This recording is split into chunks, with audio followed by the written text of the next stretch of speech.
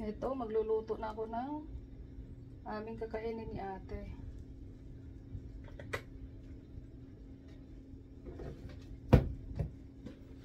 Omelette. Okay, doks. So, mainit na. Luhit lang tayo, day. Okay, kasi majonog yung ating itlog. Itlog is, ayan. Ilalagay ko na yung aking itlog. Ayan, magenet na siya. Ayan, lagay natin yung itlog. Tapos, ayan. Oliva. I-spread natin yan. Spread your wings.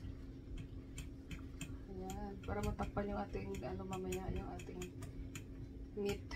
So, ngayon, lalagyan natin ng konting twist. Ito muna, meat muna bago yan.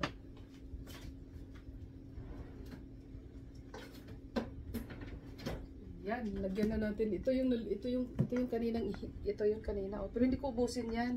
Yung good for ate lang and me na gagawin ko. So, lagay ko dito sa gitna. Kasi sabi omelette, di ba? So, papagitna natin siya dyan, palaman. O, di ba? Okay, palaman siya dyan. Tapos, yung itlog ko daw, hindi ko naman siya nilagyan ng asin. So, ito yung magbibigay ng lasa. So, magiging ano na yan siya. Pero naghugas ako ng kamay ha, nung nakarang taon. So, masarap. Kaya yan, dagdag lasa din yan. Yan. Tapos, fold natin yung itlog. Yung itlog is ipo-fold natin. Uy, magenet. Magenet. Magenet. Ayan na siya. Ipo-fold natin yan.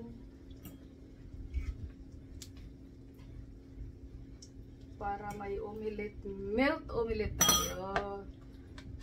Melt omelette. Yan ang cooking ni Mother for the daughter. See? Si Mother Bear nagluto para kay baby.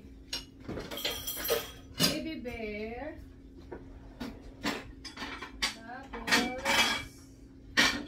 Tapos. Ay. Diba? Plating tayo tapos. Up. Baligtarin na natin. Ano muna natin? Para magiging golden brown din yung likod. Teka lang, medyo alanganin. Kailangan ng isang hand. Okay, dok. Sana hindi. Mabasag. Oy. Ano ba? Hindi marunong.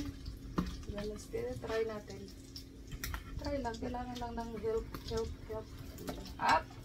Diba, oh. Siya, ang ganda ng kulay, oh. Yo! Ang ganda ng kulay, oh. Diba? Pag natapos na yan, parang milk. Parang milk daw. Talagang mag-milk yun kasi may cheese. Tapos patay na natin yung ating, cook na natin. Saglit muna, bigyan muna ng mga ilang saglit lang. Hanggat magiging brown. Golden brown. Ito, ready na. Lagay na natin sa ating plate. Woo! O, diba? Matikman nga. Tikin eh. Sayang naman to. Pwede pa naman to eh. Ayan.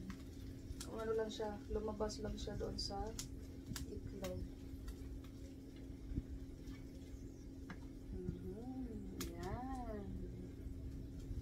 Antayin ko na lang si ate.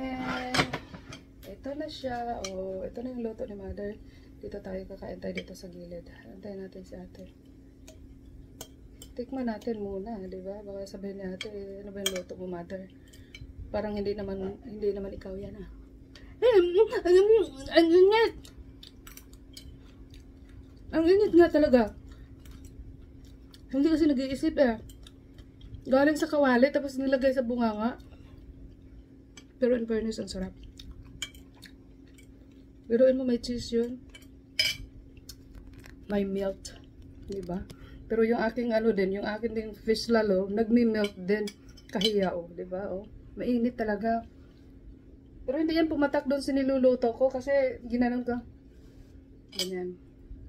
Nasa fish lalo ko lang yan, hindi yan pumapatak sa niluluto ko. Kasi kung pumatak, di swerte, flavoring. Chak, nyak. Ah? Masarap talaga siya sa totoo lang, pero ang init. Napasyo, akish. Oh, antayin ko na lang si ate, Diyos ko. Water-waterlo na ako. Ganun na lang pagpunas. Oh. Ganyan yan pagpunas, kaya hindi talaga siya pumapatak doon. Oh, yan. Diba? Ano pang hinahanap nyo dyan? Tingnan nyo yung mukha ko para ng lobster, diba? Anong maliit sa lobster? Ulang. Anong ulang? Shrimp, o, diba? Gagawa ako ng, ano, meatballs pag malamig na yung niluto ko kanina. Okay?